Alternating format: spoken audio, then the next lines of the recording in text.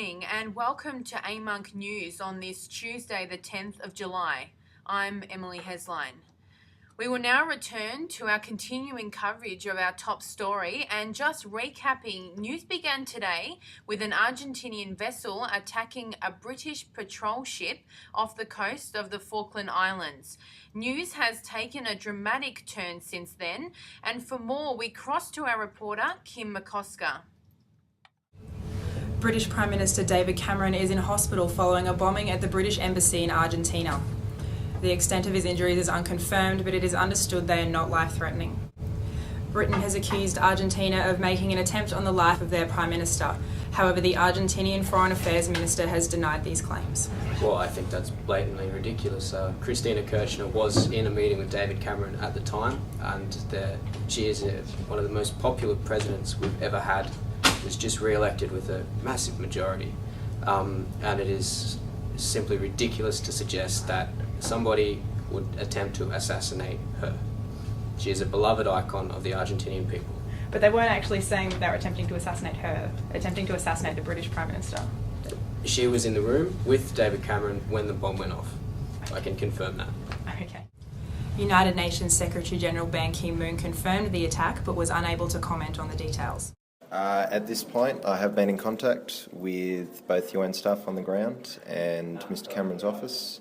I can confirm that there was a detonation in the embassy where he was at that point in time. The United Nations Senior Management Group has raised concerns over how the information was released to the International Court of Justice. The statements in question detail not only the bombing of the British Embassy in Argentina, but also the Argentinian attack on a British patrol ship yesterday. Al Jazeera obtained the information from within the International Court of Justice, though neither their director nor the United Nations Senior Management Committee know where the information originates. Now, do you know where the information and the subsequent embargo came from? No. Okay, because it's my understanding, I have contacts within the Special Management Committee, it's my understanding that anything embargoed in that way should have come from them, but not one person on the Special Management Committee, to my knowledge, knows about that. Well, I don't know. Where did you get the information from? How did you receive the document? The document was on Dropbox. Okay. This appears to be a gross failure of United Nations management, something Secretary General Ban Ki-moon was quick to address. Statement, where has it come from? Even as Secretary General, I have no information Are you at concerned this by point. that? I am. And what are you going to do about it? In my position, we will conduct further investigations into this. If this information does prove to be correct, it is obviously a genuine threat to international peace and security, and as such, under Article 99, we'll be referring it to the United Nations Security Council. Emily will continue to monitor the situation through the evening. This is Kimberly McCosker for Al Jazeera. Thank you, Kim. We now have breaking news from the Crisis Council, and we can reveal that not one, but two assassinations have occurred, and the bodies of the Soviet Union Foreign Minister Andrei Gromyko and Marshal of the People's Republic of China Yi Jianying have been found. For more, we cross to reporter Kevin Panaya. There has been a double assassination in Beijing this afternoon, and the victims are two major political players in the ongoing border dispute with the USSR. Yi Jianying of the People's Republic of China and Andrei Gromyko, the Russian foreign minister, were both gunned down at Beijing International Airport in a secret meeting. The pair were meeting to discuss the ongoing conflict over Zhenbao Island. Xinhua can report that the double assassination was ordered from within the Central Committee of the Chinese Communist Party, and likely originated from the First Lady of the People's Republic of China, Jiang Qing. Xinhua can confirm that there is no evidence that glorious leader Mao Zedong knew anything about this plot. More updates to come. Kevin Panaya for Xinhua. Thank you, Kevin. A Russian mining company, Renova, has found uranium in Kazara Mountain within the borders of Bosnia and Herzegovina after years of exploratory work in the region. It comes just as the European Commission meet in Melbourne to discuss the country's accession to the European Union. Emmy Dowling from France 24 joins us live outside the meeting to bring us the latest. And Emmy, how is this affecting Europe? Economists have already predicted that this will increase the chances of passing a recommendation to change Bosnia and Herzegovina's status from potential candidate to candidate state.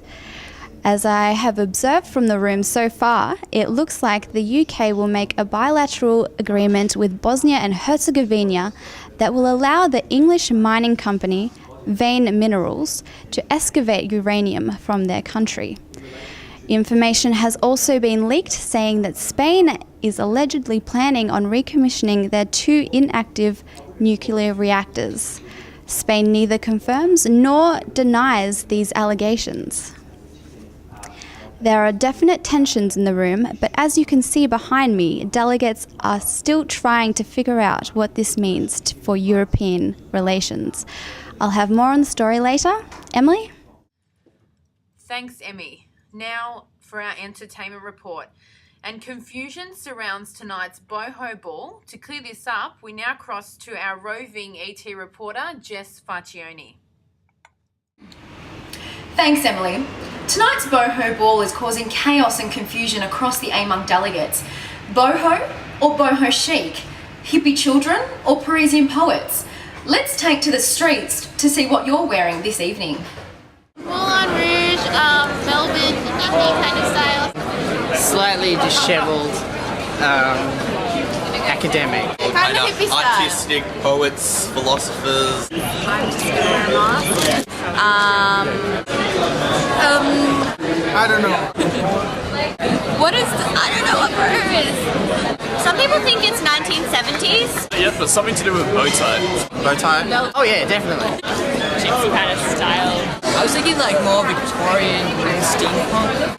Black patterned stockings, black lace dress, and a bit of a fascinator.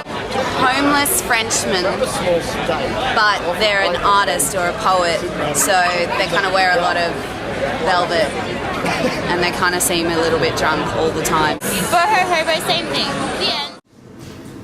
To clear up the confusion and clarify just what we're meant to wear tonight, I have Co-Undersecretary General for Socials, Nicholas Zull. Nicholas, it's great to have you here. It's a pleasure to be here. Tell us what we're meant to wear tonight.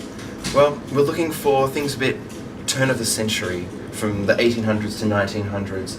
Think Paris during the Belle Epoque, sort of maybe carnival folk even. Yes. Looking for a bit of Parisian lace and leather sort of going on. Okay. If you think it's eccentric Yep. sort of costuming, so Moulin Rouge. yeah, garish colours, Yes. feathers, feather boas even, Yes. it's really up to you. Okay, fantastic. So the bohemian, some people I think are under the impression we're looking for the hippies, we're looking for, flowers in their hair. Not quite, a No. little bit more, I guess, bohemian but city aspect of that. Okay. So you're going to have the top hat, you might have like a big floral scarf or something, but it's more so bohemian like Bohemia, so like the Gypsies or the Roma. Yes. Yeah. And that was entertainment reporter Jess Faccioni, and we will be sure to stay classy.